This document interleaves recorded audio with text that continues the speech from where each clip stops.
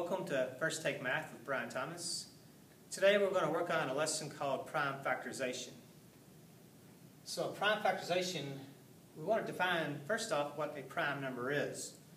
Prime numbers are very special numbers.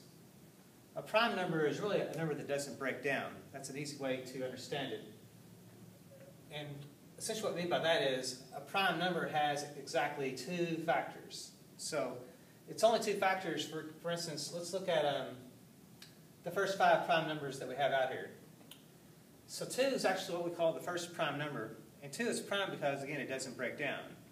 Notice that the only way to get a 2 is 1 times 2, and there's no other possibility.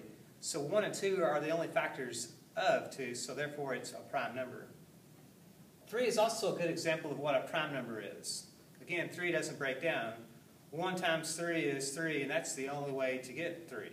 So again, 3 is prime because, again, it has exactly two factors, 1 and itself, 1 and 3. 5 is also prime. Again, 1 times 5 is 5, and there's no other possibility to get a 5. So 1 times 5 are your only two factors to get a 5. Notice that we skipped over 4. Well, 4 is not a prime number because, again, 4 can be broken down actually with a 2. So it has more than two factors. 1 times 4 is 4, and 2 times 2 is 4. So actually 4 has 3 factors, and therefore we do not consider it a prime number because it broke down. It was able to be divided.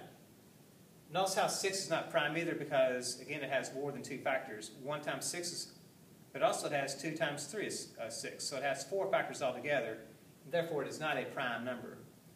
7 is prime because, again, 1 times 7 is 7, and that is it. Notice that 8, 9, and 10 are not here because, again, they can all be broken down. 11 is the last prime number I want to talk about. 11 times 1 is prime. And, again, prime numbers are going to be very useful later on down the road. We're going to use this later on down the road to simplify fractions and also simplify what we call radical expressions, or more specifically, square root types of problems.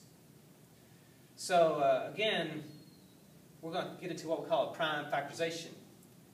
And what that is basically numbers can be used to be written down as a product of prime factors. So a product of prime factors is essentially what we're going to be looking for.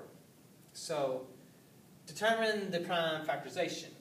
Well, what I want to do again is just as an organizational tool is I want to use the T-chart. Now, to write it as a prime factorization, again, we're looking to write this as a product of prime numbers.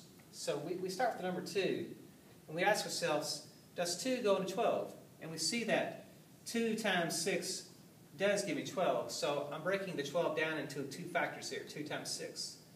But notice the 6 can be broken down, because again, the 2 does go into 6. So we bring this down to 2 goes into 6 3 times. And then we now move our attention to the 3. And we know 2 no longer goes into 3, but 3 does go into 3 one time. When we get that 1 at the very end, this tells me that I'm done with my prime factorization. And the left side is actually my prime factorization. So this 2 times this 2 times this 3, that is called the prime factorization. So that's a product of prime numbers. Again, product means things connected by multiplication. And those numbers are all connected by multiplication.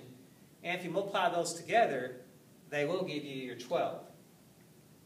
Let's look at this next example. Let's look at 24. So 24, we want to see if we can break it down using prime numbers. Again, always start with the 2 to keep some strategies, some organization to it. So 2 does go into 24 12 times.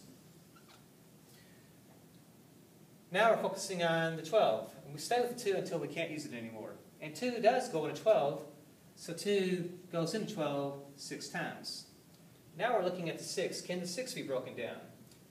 Again, 2 will go into 6 3 times. Now we're looking at the 3. 2 doesn't go into 3, so we're done with the 2, but 3 goes into 3 one time. So 3 goes into 3 one time. And once we get that 1, we're done. That's our product of prime numbers. So this, I'm going to write it up here. 2 times 2 times 2 times 3, that is going to be called our prime factorization. So that would be our answer to that problem.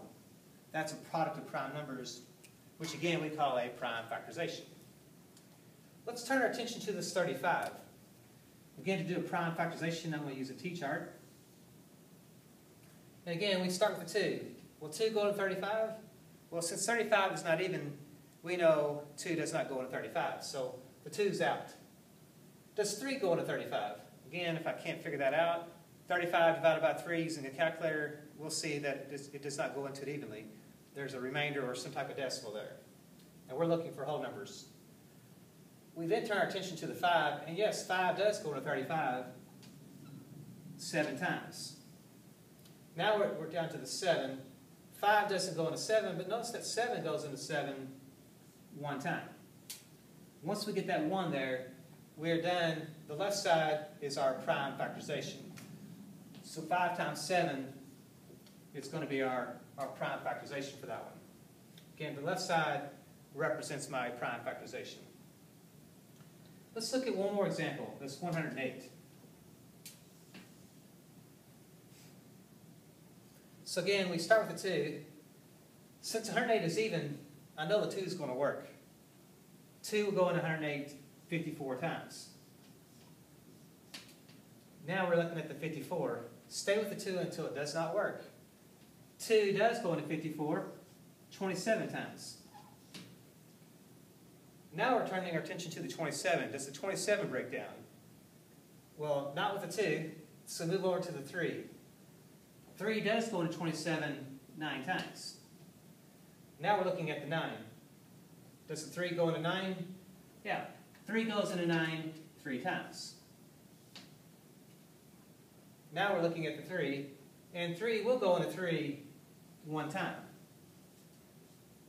Once we get that 1, the left side represents my prime factorization. So I'm getting right up here, 2 times 2 times 3 times 3 times 3. That is going to be called my prime factorization.